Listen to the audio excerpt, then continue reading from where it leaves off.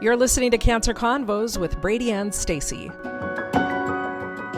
Hi, and welcome to Cancer Convos. I'm Stacy Sturm. Bob Brady is not with us today. He has doctor's appointments and things going on, so we'll catch up with him on a different show. But right now, I have a very special guest joining me to tell us about her story. How do we say your name? Is it Acacia? It's Acacia. Yeah. Acacia Fellner. So welcome to Cancer Convos, Acacia. Thank How are you for having how are you doing today? I'm doing good today. Yeah. Good. Yeah. Yeah. You can't guarantee how tomorrow's going to be. You can't guarantee how the next day is going to be, Yeah. but today you're good, right? True. Today I am good though. So tell us about you. Tell us about what you were diagnosed with, how you found out. Walk us through it. So you introduced me. My name is Acacia Fellner. I was diagnosed the day after I graduated high school in 2022. So a pretty Oh big no, that is terrible. big news the day after graduation. Yeah. I, at the time of my senior year, was working in hospice care. It's my goal to become a pediatric nurse. So I was being a nurse's assistant and I was on my feet a lot, doing a lot, getting up and down a lot, lifting a lot of heavy patients. And so I assumed that I like pulled something in my knee or just like injured my knee because that's where my symptoms started as I had like soreness at the tip of my femur, which I know now, and around my knee. And it turned out to be osteosarcoma, which is a rare form of pediatric cancer. So I was finally able to get an MRI, and that's how I was diagnosed the day after I graduated from high school. Um, by the time I was diagnosed, it was so progressed and such an aggressive cancer. It had already spread to more than one place. So at the time of my diagnosis, it had already spread to my lungs. Um, I was immediately sent down to UC Davis that night, actually, because the tumor was so big, had so much fluid and swelling on my knee that I was losing feeling in my foot. So all I can remember is like everything happened so fast. Um, but I was diagnosed with osteosarcoma that night, taken down to UC Davis. Within a week, I was diagnosed, had my port put in, and started my first round of chemo. Well, I was diagnosed, had a biopsy, first round of chemo, port put in. There was no wasting any time with me because of how aggressive this cancer is and how mine was. That's impressive because usually what they'll do is they'll diagnose you and then you wait for insurance to contact you for a month to approve your treatment, which is the most maddening thing I know because when I was diagnosed with stage 4 ovarian cancer, they're like, well, we're going to put your port in, but we can't start your treatment until insurance approves it. And it took weeks. I was like so irritated. I was very fortunate to be able to start my treatment ASAP. The unfortunate part is the town that I live in does not have the greatest hospitals or like really anywhere to treat cancer. And so it took me a long time to get diagnosed. I had just turned 18, so I feel like I feel like that area is a weird age to go through stuff like that. Um, it's like you're also like your parents can't like, be in charge of your medical stuff more because you have to call for yourself. And I don't think they take that as seriously. Um, so it took me a long time to get diagnosed, a lot of being bounced around. My number one thing now is like if you do see someone my age, because I fit just the age category, all the brackets that goes into an emergency room or a doctor, and they have swelling around that part of their knee, or like even if I had a shoulder, like any Yeah. lungs, it should be immediately a red flag because I didn't play sports at the time. I didn't have a major injury. So I feel like that's something that should be like immediately okay, we need to look into this more. Not here's crutches, take ibuprofen, Yeah. uh, brace, to the point where my cancer had totally gotten out of control and had already spread to my lungs at the time of my diagnosis. So now, as a newly fresh graduated 18-year-old kid, you get diagnosed with cancer. What was your reaction? How did you handle it? Um, I just remember everything happening so fast. I remember graduation, everything being perfect, my graduation night. So excited for life, just that new chapter. I was enrolled in a nursing program. Um, I've always been that very driven, ambitious person, very straightforward. Um, so I was devastated when I found out. I everything I keep saying it again, everything happened so fast. I literally was in the emergency room the night of my Mhm. diagnosis. Um, I had doctor after doctor pretty much telling me my life is going to have to be put on hold. Um, I will never forget, I was sitting in the emergency room, and this is the only time I've ever seen another cancer patient in the emergency room, and I think it was lined up that way. But I was sitting in the emergency room, and across the hallway was a 16-year-old girl who was in the emergency room because she needed platelets or had a complication. She also had a form of sarcoma, soft tissue and bone cancer.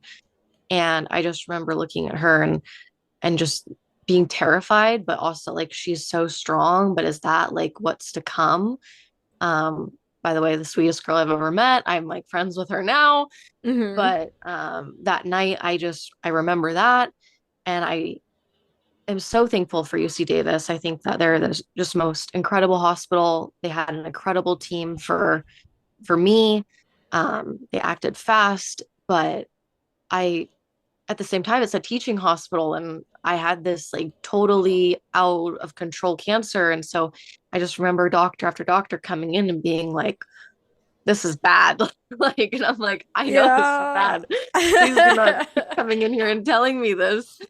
Um, it just was like doctor after doctor. And I just remember asking, like, when the official oncologist that night came in and told me, like, does this mean I can't go to nursing school? Does this mean like I have to start treatment now? There were so many questions. I felt like totally out of control in my body. Felt like I didn't wasn't in control of anything. And I think that was like the hardest part, was like giving up that control Yeah. and basically getting ready to fight for my life for the next multiple months. Um, yeah. So, what kind of treatment plan did they put you on? What did you have to do?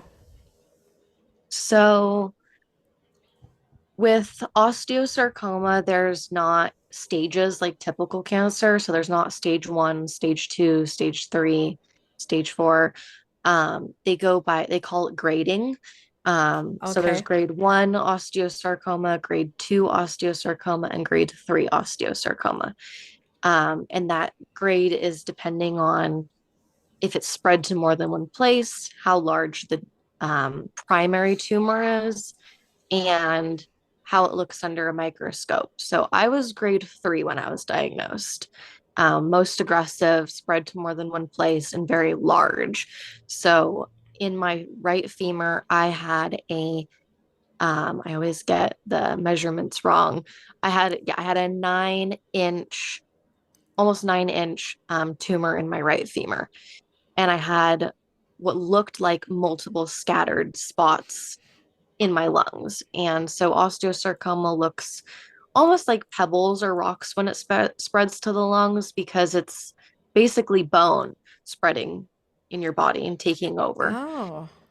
It's like a calcification. So with me, my treatment was MAP chemo, which is usually the first standard protocol for my type of cancer, and also surgery. So I started with MAP chemo, which is methotrexate, doxorubicin, and cisplatin, all very vigorous chemotherapies, high doses.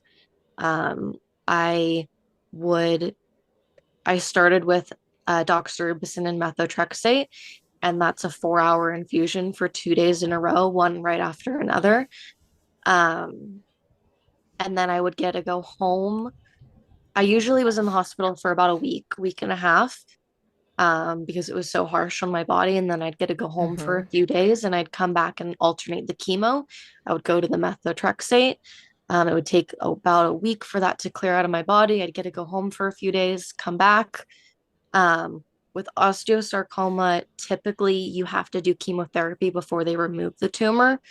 Yep. My surgeon explained it as my tumor is a big puffball. And if it was taken out before the chemotherapy, it would spread all over my body. Yep. So, had to do chemotherapy first. And then I had a 9 hour limb salvage surgery in my right leg where they removed half of my femur and my entire knee. So at the age of 20 now, I have a knee replacement and my femur resected. So definitely a very vigorous and aggressive treatment protocol they do. This is not like a type of cancer they want to mess around with. You don't want to mess around with any type of cancer, but this is a pretty deadly form of pediatric cancer. When I finished all of my chemotherapy, I then had open chest surgery. Um, so they removed the nodules from my lungs, and that was like my last step in treatment. And then did you have to do chemo afterwards to make sure that you got any lingering cells?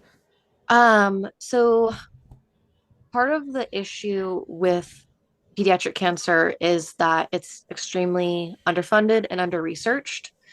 I have a huge problem with that. Um, I'm sure you know the data, but pediatric cancer only gets 4% of funding. It's the Yeah. leading cause of death in children. So with my type of cancer, we're still needing more research. There's not a standard treatment protocol for relapse. There's this might work. This works different for everyone. We haven't found something that works amazing. Um, and so, as they know right now, with my being metastatic, equivalent to stage 4, it's treatment, surgery, treatment, and then they are hoping and considering that after my lung surgery, what they took out was already dead. That's what the point is Yep. hopefully everything is killed. Yep. Um, so I didn't do any treatment afterwards. Okay. I struggled with the fact that there wasn't any maintenance chemo or maintenance drugs after. I know that in like cancers that get a lot of research and funding, like breast cancer, they have like standard treatment protocol afterwards. There's nothing for that with osteosarcoma. And so my oncologist was willing to try something. It hadn't really been done before. They usually don't do it. I was put on regorafenib because I had a scare about 7 weeks after my sternotomy. For me, I'm closely watched for 5 years, so I'm not officially cancer free until 5 years. Um, and then so I have lung scans every 3 months after I still get them about maybe every 4 months now because I just went into a year remission. Yay. Um, Yay. but sorry, I lost my train of thought. So they Um, put you on is it like a maintenance drug? Is that what yes, the red she was is? willing to Okay. try a maintenance drug. It was called regorafenib. Um, Basically, she told me it would be one of my plan B, C, D, or E if it came back, and we're just going to use it now because I had a little scare. I had a chest scan, chest CT, 7 weeks after my sternotomy, and it showed new spots.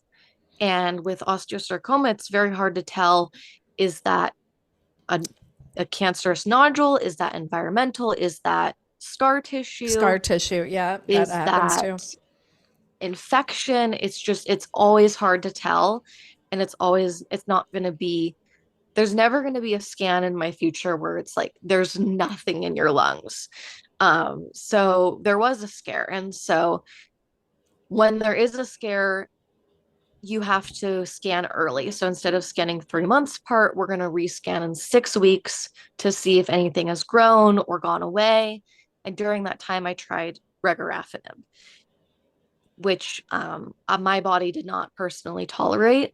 I tolerated all of the other chemos as well as I could, but the regorafenib, I got all of the major symptoms. I got sores on the inside of my hands, on the Mm-hmm. bottom of my feet, couldn't even stand on my feet.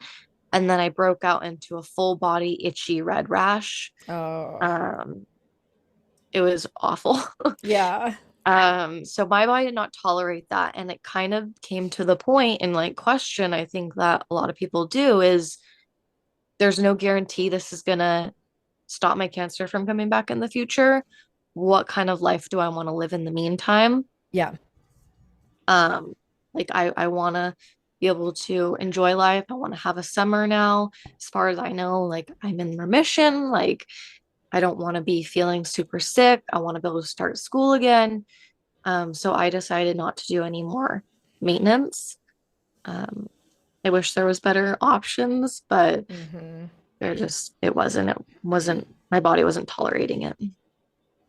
Yeah, I think that's the frustrating. There's so many frustrating things with cancer. Like you said, I feel like breast cancer gets a lot of attention and a lot of Yeah. research. And maybe it's because there's so many different spin-offs of breast cancer and so many different types of breast cancer. But it's the same thing. Like when you look at a lot of the other cancers, like ovarian cancer, 85% of women who are diagnosed with 80 with ovarian cancer don't survive. 85%. That's a high. You think they do more research on it, Yeah. but they don't. But Yeah. they don't. They really don't. And same thing with childhood cancers too.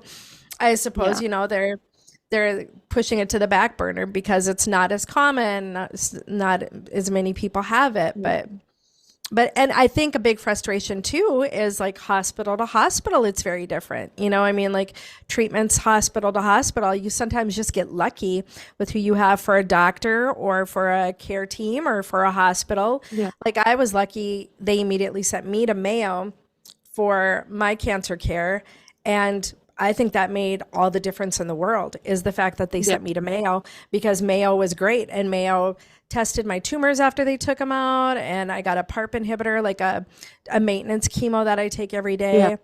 And I'm with you that the maintenance chemo stuff is the worst, way worse than Yeah. any of my actual chemo treatments.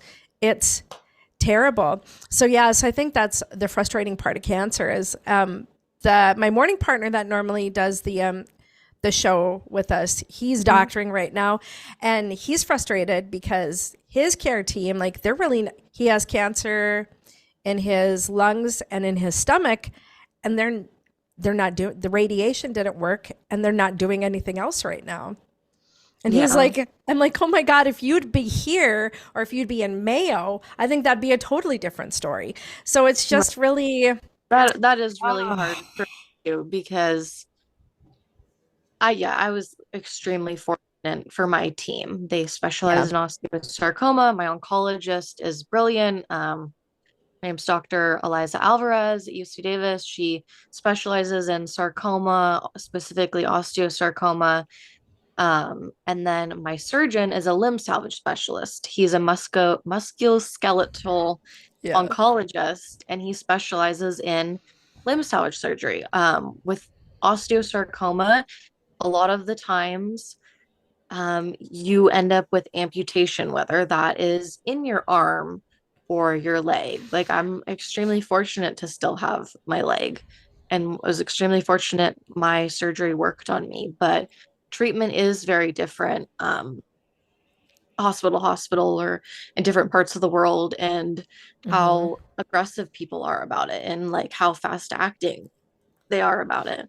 Um, yeah. So when you were going through your treatments, you had the surgery where you had to have your knee replacement. Then did you have to basically do rehab on top of all of the other stuff you were going through? I did. So I basically had about a week to get my body ready for surgery. So I had been doing really, really, really hard chemo, hitting it hard. Yeah. The goal would be to have 100% death in the tumor. Um, I was 90%, which is still very good. Some people do not respond to chemo at all with osteosarcoma. Um, so they hit you really, really hard. You get about a week to get your body somewhat normal for surgery. Surgery was about 9 hours. Um, had my surgery, and about a week or two after, I immediately started treatment again and had to do rehab Mm-hmm. um, on top of it. My tumor was so big when I was first diagnosed that it actually caused a fracture in my femur. Um, so I was put in a full length cast at the beginning of my treatment. Oh my God. So on top of everything, you're Yeah, hobbling around with the cast. I had this big, heavy, hot pink cast on my right Oh leg. God. Well, at least Fracture. they gave you hot pink, so that's fun. Yes, I came out of surgery. My biopsy wanted everything hot pink. But pretty much had my surgery immediately after, was back on chemotherapy. I wasn't allowed to really walk on my leg for about a year. What my surgeon says is if you can't grow hair, you can't grow bone. And Yeah. part of my surgery is having the fake rod fused to what was left of my femur. Mm-hmm. Um, so because I wasn't growing any hair on chemo, I definitely was not growing any bone. And so I had to do a lot of rehab, not walking on my leg, non-weight bearing. But definitely was a lot to go through. Um, a very hard surgery to recover from while doing chemotherapy. Very determined. I there's not tons of research on this surgery. There's not tons of this works well, this doesn't. All I knew is that I was not going to have life taken away from me. I know that with this surgery, I'm never going to be able to run again. Too much of a high impact activity. So I don't run, but I still can hike. I still can go to the gym. I do yoga. Um, I find a lot of other things to do. Snowboarding is another thing. I've never really been into snowboarding, but it's another not allowed to do because my surgeon said go live your life, but also treat this new leg like fine china. So Yeah.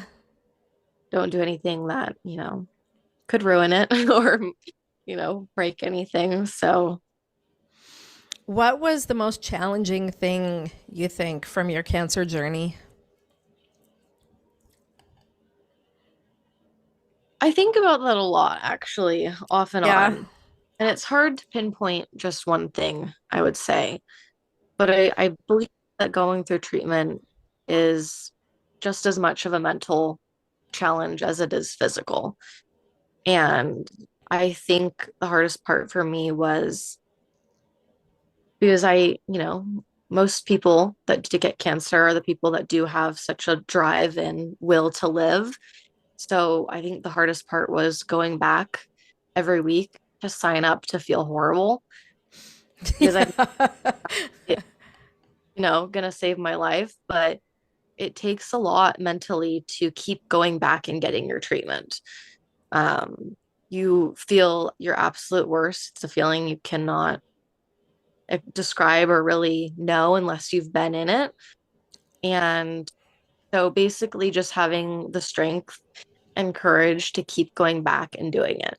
It's basically like for someone that's never gone through it, like signing up to have the most shitty day over and Day over. over and over and over again. Uh, Yeah. so Yeah. I think really pushing through, you become in this like survival mode of just like get through treatment, finish treatment, like you can do this. But that is really hard to keep going back. Yeah, I would agree. I think the mental health aspect of it is the hardest part, and it doesn't stop with treatment. It Yeah, stays with you for it does. forever. Yeah. Type of mental health that you go through when you finish treatment. I still am going through waves of emotion, like when you're Mm-hmm. in this crazy survival mode, and then when you Yep. finish, like, oh my gosh, I'm so excited. It's incredible, like life, here I come. But then it's like you go through the 5 stages of grief and they don't come in stages, they come all at once. Yep. And, um, and then it's like you think of life so differently. It's a totally different type of mental game that you go through after Mm-hmm. you finish. Um, I when I know that I'm always wanting more and I'm always wanting to help the cancer community and pediatric cancer community, I personally started a Facebook page called Fighters, Survivors, and Loved Ones, where I started doing my own journal entries of basically everything they don't tell you to expect during chemo. They give you this Yeah. big book called the Cancer Bible, and like obviously it's necessary for like phone numbers and this happens when you have low platelets, but it does not tell you that your head hurts when your hair falls out or Yes. Yeah. and like no one tells you all of these necessary things or like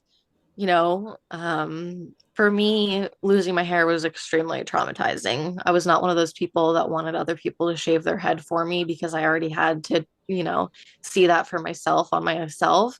So, like not a lot of people know where to get good wigs or Mm-hmm. draw your eyebrows on. And, at first they're going to look like distant relatives, but eventually they'll get closer looking similar. Uh, but Yeah. there's So I started like writing journal entries, and I'm such a different person after my cancer journey, and I'm currently working on writing a book um now too. But Yeah. So, um, I think people don't understand when you lose your hair, you don't just lose your hair, you lose everything. And the hardest part for me was the eyebrows. yeah, Because you it can get wigs, like we wear beautiful Chelsea Smith wigs, which is how I met you in the group. But your eyebrows, girl, that's so. yeah, that's hard. Like that was I'm like I'm 20 for anyone, but for me I was like I'm like 18, 19, 20 years old and I have no eyebrows. Like that's You look like horrible. a weird, slick old person or an alien. Yeah, Like it really, you feel like a shell of yourself. yeah. Yeah. There's comes a point during treatment where you look at yourself in the mirror and you don't recognize yourself anymore, and Yeah. that's really scary. And that was really hard for me too, was my eyebrows. I was like, Yeah.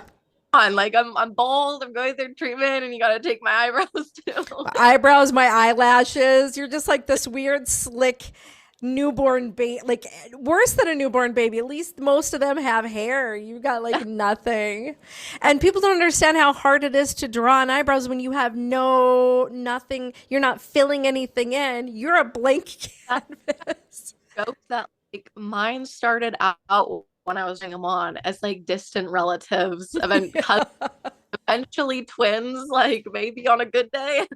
But I was very fortunate that like my mom one day could see how upset I was about it. Like you feel shitty, but you also, you look pretty shitty too going through treatment. And sorry, I don't know if I'm allowed to say that word. You are. It's all good. Yeah. Yeah. Yeah. For sure. Bought me like brow pomade to like start learning how to fill mine in, and Yeah. that a huge difference. Yeah. And I tell people all the time the wigs were like, they were my saving grace. They were sometimes the one thing that made me feel kind of normal. Me too. Yeah, Yeah. I wear mine up until throwing up in the hospital.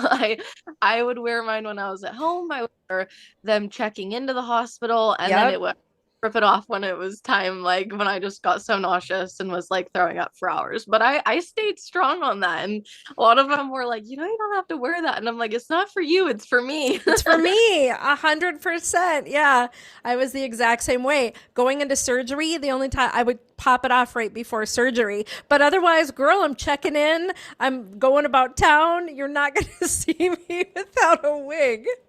Yeah, and it's controversial. Like if you are someone that like doesn't like to wear a wig during treatment, like I have some friends that like have never worn a wig during treatment or after Yep. treatment.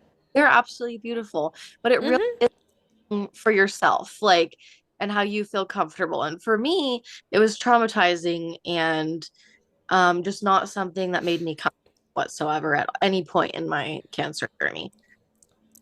Yeah, I agree with that. I had a friend too. We had that same conversation. You have to do what's best for your journey. Yeah.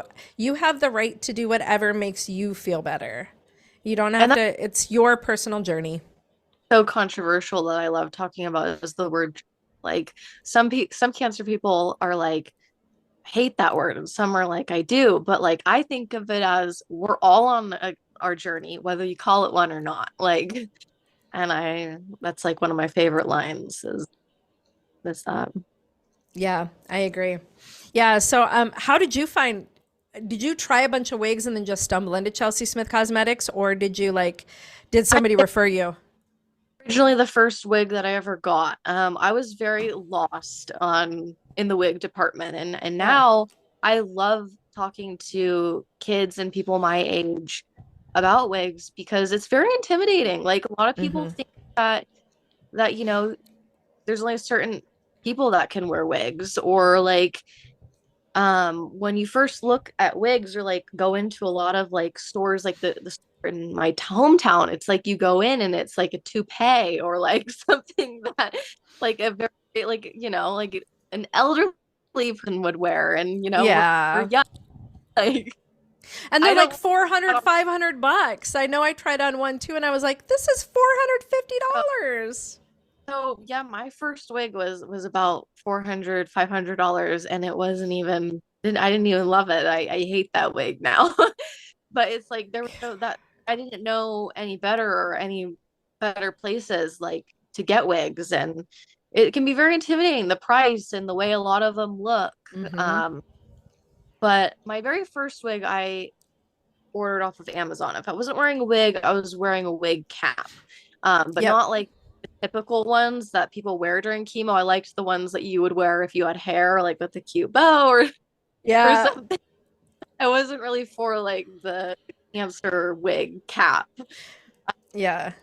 And so I ordered a wig on Amazon. It was pretty good, but like wasn't really adjustable.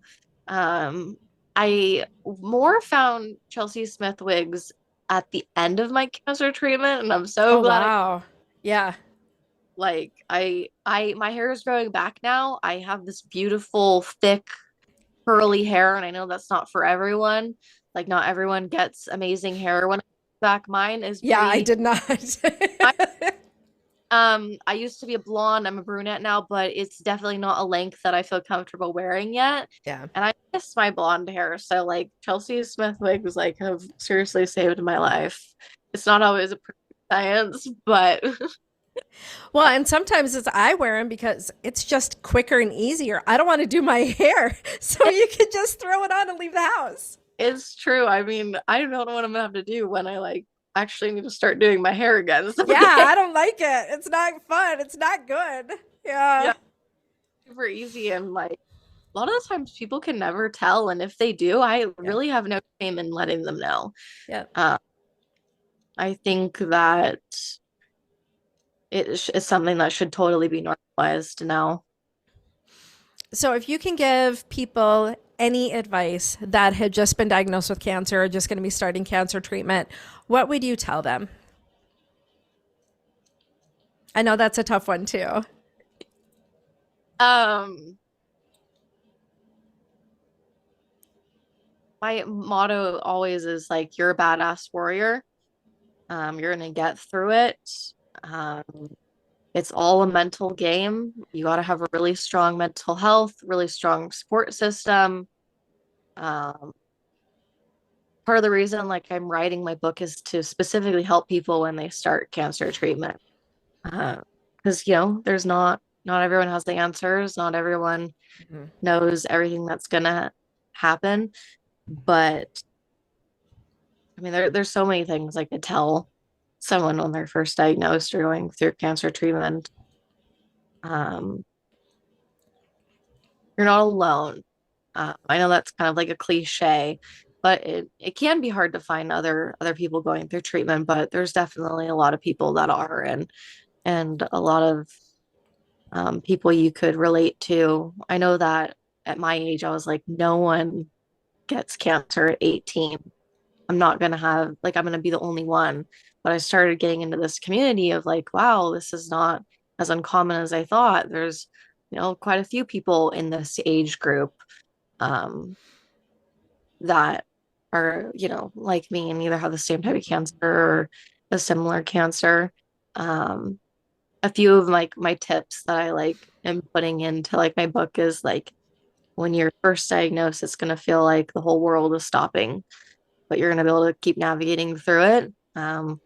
I think when you first go to your doctor's appointments, bring someone to take notes because you're not gonna remember a thing. Yeah.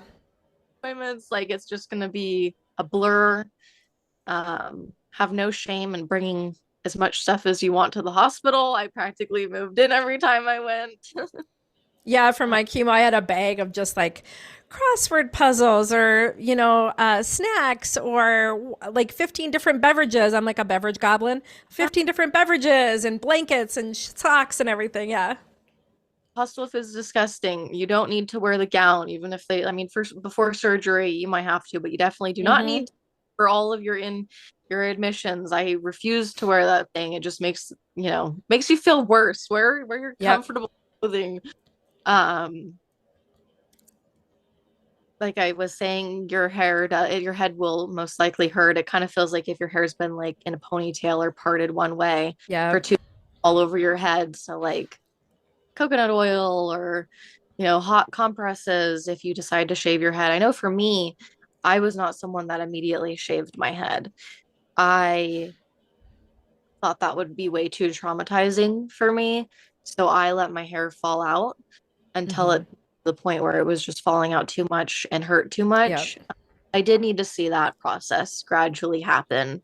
I was not one of those people that's just, okay, let's shave it all off. Like, this is awesome. Like, I was very much in the thing of like, this sucks. Um, you know, it's all about mental health, but you don't need to like always be like, I'm like in a positive mindset. It's okay to have days sometimes where you're Mm-hmm. like, this is horrible. Like, I have no shame in putting the F word in front of cancer. Like, seriously, Yep. like live in the moment, like let yourself feel, but also let yourself get back up and be like, I've got this. I'm gonna get through this. I'm gonna keep fighting. But yeah, like I was saying, for me, I let my hair gradually fall out, and then eventually it became to the point where it needed to be shaved off. But even after that, I had family members take the mirrors down in the house because I wasn't ready to see it. Like for me, that was Yeah. really, really traumatizing. And that might sound silly, but I could not look in the mirror for the first 2 days. It made everything a little too real for me. But eventually Yeah. it became to the point where I was like, okay, I've like had time to process this. Everyone processes things in their own way. I'd say make yourself a really awesome playlist on the way down to the hospital. Me and my Yep. mom had some really good pump you up music. If you're someone that had surgery to start your cancer treatment, you might be like me and start singing those crazy songs. I know that Boss Bitch was my favorite song, like going through treatment and before surgeries. I always tell them that I'm a boss bitch. Another favorite song that my mom would have me listen to before my infusions was "I'm gonna knock you out" because I would say I'm gonna knock the cancer out, and so like I Yep. had like a pump you up playlist before my treatments. Um, Yeah, I think a yeah. playlist is key too. I think because it does change your mental state. It really It does. does. I I had an mean, inspirational playlist that I listened to every time I went in for chemo and it really did help. Yeah. it does because that's that piece again of like you're signing up to go feel horrible over and over Yeah. again because you do want to get through this and you want to be a survivor. So you gotta find a little light in it. So dark humor is okay. I totally am in support of someone that has like dark humor around the situation. Um, Yeah. I was one of those people that like it helped me cope. Oh yeah, We I'd might be like, shock "Oh my some God, people, but I'd rather die than whoops, shouldn't have said it." And people are yeah, like, "Oh, what?" I'm like, "Too yeah, soon?" like Like, yeah, what? like you shock some people, but it's totally like a coping thing. I'm like, ah. Oh, so if people want to follow you and your journey, you said you have a Facebook page. Do you welcome I people that have like diagnosed to check out your Facebook page? Yes, yeah, Okay. I would love for people to do that because I put in like all of my tips and tricks, like Okay. even the gross stuff that we don't all want to talk about, but you need somewhere to talk about it and figure it out. So I have a lot of tips and tricks like going through your treatment and what to expect, but even like, after you finish your treatment. So it really is for fighters, survivors, loved ones, um, all aspects of cancer and how it affects you and touches one person to another. I also have a lot of advocacy for pediatric cancer, but also this weird age that I was in. Um, you know, I think it's different at every age. Like pediatric cancer is a different type of age group to be diagnosed in. Being diagnosed with cancer in your 20s is different. Being diagnosed in your 30s or as a mom or all these things it's all different stages of life. And so I'm a big advocate for, pediatric cancer, being diagnosed at the age I was diagnosed at. I am working on an event on May 11th, the Race for Sarcoma. I went to my first one last year in November, where basically there's a 5K run, which I think is kind of ironic because most people that get sarcoma won't be running. A little dark humor. I know I'm not running, but people do run it for you. And it's this big Yeah. fundraising event for the Sarcoma Foundation of America. I hope that I can speak at this next one, but I'm putting together a huge Team Acacia, to go and run it and fundraise and just spread awareness for the different types of cancers. I know that when I finished my treatment, I met so many people that are going through treatment. They say that sarcoma and pediatric cancer is a rare cancer, but it doesn't feel rare to us when I see so many people getting diagnosed and so many people passing away from this cancer. Back last year over the summer, I actually put together a video for pediatric cancer, and it was an incredible experience, but it was also probably the most heartbreaking thing I've ever done because I had so many moms saying, could you put, my kiddo in the video? And Yeah. they had passed away from the same type of cancer. And so it's a brutal, gnarly disease. All cancers are, and I just hope that I don't always say it's controversial. I don't always say like the main goal is for a cure. I don't necessarily know if there's ever going to be this miraculous cure, but let's fight for better treatment, better research, survival rates. Yeah. So that's what I'm fighting for right now. So once again, what is the Facebook page if people want to check out Oh your yeah, sorry. tips, your tricks, your journey? It's called Fighters, Survivors, and Loved Ones. Okay. That's the name on Facebook. Well, thanks for being on today and sharing your story, Acacia. I'm so glad I finally got to like meet you in person and Thank you. I'm so glad you had me. all right, well that's it for this week. Thanks for listening to Cancer Convos with Brady and Stacy, sponsored by the Bismarck Cancer Center and Chelsea Smith Cosmetics. We'll see you next week.